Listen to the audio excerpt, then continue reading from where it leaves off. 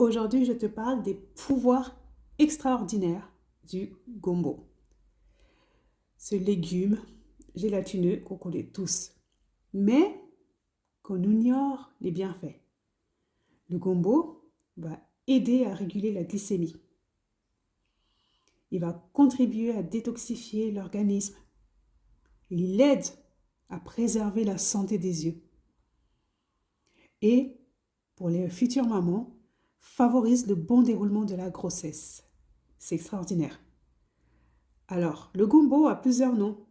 Lalo, kalou, kalalou, okra. J'ai même oublié comment on le dit en soninké. Ouais, j'ai oublié. La fausse soninké que je suis. J'ai oublié. Ah oui, j'ai véritablement un trou. Peu importe. C'est une plante à fleurs qui s'apparente à la guimauve pour l'aspect gélatineux. Elle a une saveur vraiment unique, légèrement poivrée, rappelant à la fois l'aubergine et l'asperge. Et surtout, elle est riche en fibres solubles et insolubles, qui aident donc à réduire tout ce qui est glycémie. Elle va nettoyer l'intestin et favoriser les bonnes bactéries dans l'intestin. Alors les gens qui disent les aliments africains sont nanani nanana, en tout cas le gombo est la preuve que c'est un super aliment que l'on peut intégrer dans notre routine. Alimentation saine. Alors les bienfaits. Antidiabétique. Elle constitue une excellente source de nutriments dans les fibres, ce que j'avais cité en introduction, la vitamine B6 et les folates. Donc, tout ce qui est vitamine du groupe B vont ralentir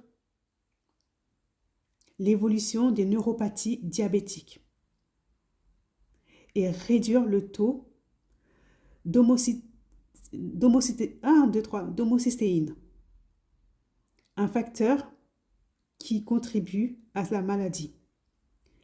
Et les fibres solubles vont aider à stabiliser la glycémie. Trop bien. C'est un excellent moyen de détox. Grâce aux fibres solubles et insolubles, les fibres solubles vont donc absorber l'eau et améliorer la qualité des selles. De même, elles vont contribuer à réduire le mauvais cholestérol, celui qu'on appelle LDL, dans le sang. Et quant aux fibres insolubles, puisqu'elle a les deux fibres, elles vont protéger les intestins et retiennent les toxines qui vont contribuer à évacuer. Et donc, du coup, tout ce qui est évacué vont prévenir certains cancers, notamment du côlon. Elle préserve la vue. Le gombo est vraiment riche en bêta-carotène, mais aussi en lutéine. Et un autre que je vais écorcher, ça c'est certain, c'est le zéaxanthine. Le zéaxanthine. Les antioxydants sont essentiels au bon maintien de la vie, de la vue, pardon. Et riche en folates. C'est pour ça qu'on dit que c'est très bien pour notamment les personnes, les mamans enceintes. Comment tu peux en profiter? Eh bien, tu le cuisines, tu vas l'émincer, le cuisiner en fait à la vapeur, mais vraiment voilà. Et l'idéal, encore une fois, comme tout, hein, en fait, il faut éviter les longues cuissons en fait, qui font qu'on perd tout ce qui est valeur nutritive des aliments parce qu'on les a fait cuire, cuire et cuire et cuire. Et donc au final, on a tout perdu.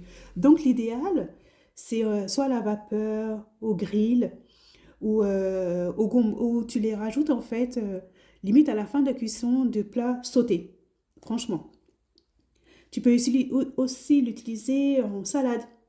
Voilà, tu l'utilises en salade comme ça, c'est différent des salades qu'on connaît tous partout là. Tu l'utilises en salade et tu assaisonnes avec de la vinaigrette au citron ou du piment.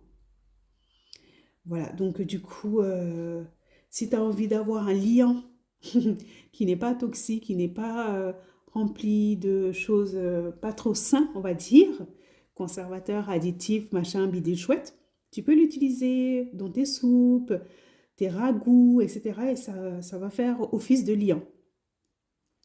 Voilà, donc c'est le gombo vert hein, qui est riche en fibres alimentaires. Franchement, c'est the aliment que je préconise également à toutes les personnes qui veulent faire attention à leur santé. Le gombo.